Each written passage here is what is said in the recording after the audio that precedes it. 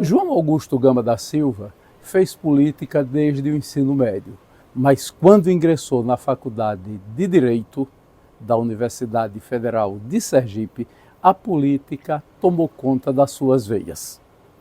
Se elegeu presidente do Diretório Central dos Estudantes da Universidade Federal de Sergipe, o primeiro presidente do DCE.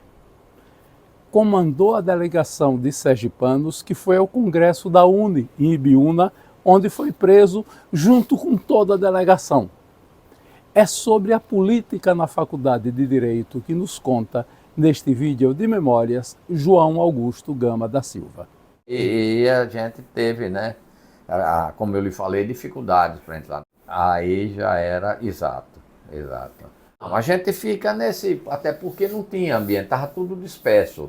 O Partido Comunista esfacelado, né? Não se tinha contato, né? Não tinha a palavra de ordem, né? O que fazer, né? O pessoal preso, massacrado, muita gente morta, outros no exílio.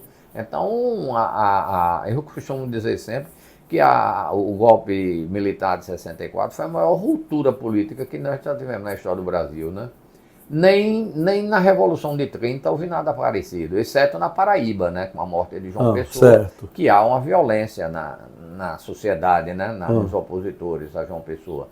Mas fora disso, a Revolução de 30 foi um passeio.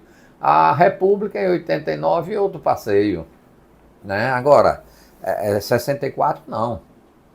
64 foi, e eu tenho a impressão que foi o grande equívoco do presidente João Goulart, que ele imaginou, a exemplo do que ocorreu com Vargas lá atrás, em 45, que ele iria para as fazendas dele, como Getúlio fez, para um exílio dourado, ficar nas fazendas. E não era isso, não era um golpe que tinha sido postergado por diversas vezes e que foi aprofundado violentamente. Não havia. Não havia liderança. Nós estávamos chegando, o ambiente era de receio, de medo, até que as coisas fossem se esclarecendo. Ninguém. Todo mundo na moita. A gente sabia que Bonifácio Portes era contra, tanto que não quis continuar ensinando direito constitucional, né? Tinha professores, o próprio doutor Osman, Silvério Fontes, mas Silvério, inclusive, estava preso, né? Teve preso em 64. Né? Então, o ambiente era de uma certa cautela. Aí começa a luta pela criação da Universidade Federal de Sergipe. Né? Nesta luta, aí sim, Chico Varela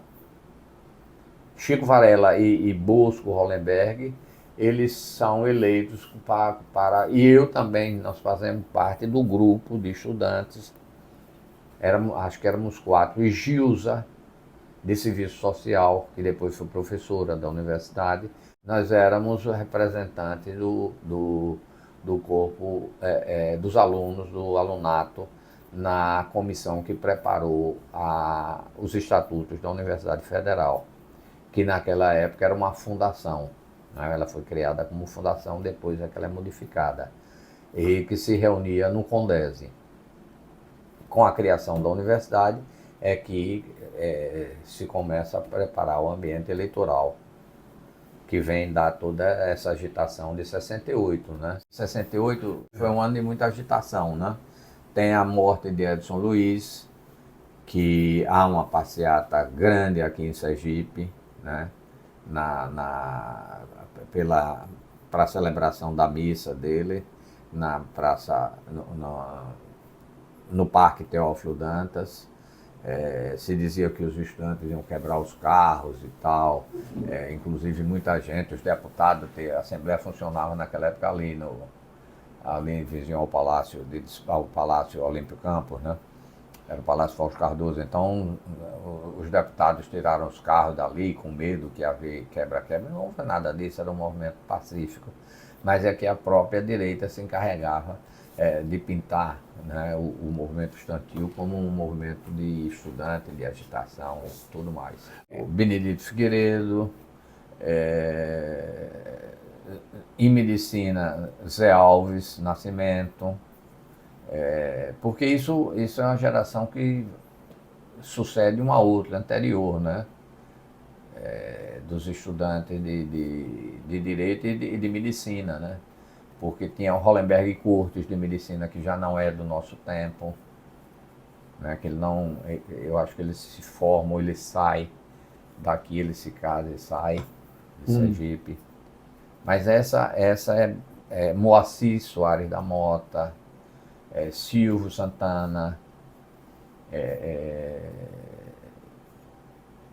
em serviço social, Didi Macedo, em serviço social, desculpe, não, em filosofia, Didi Macedo. Essa era mais ou menos a que eu consigo me lembrar, as pessoas envolvidas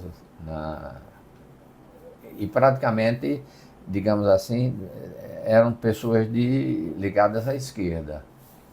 Né?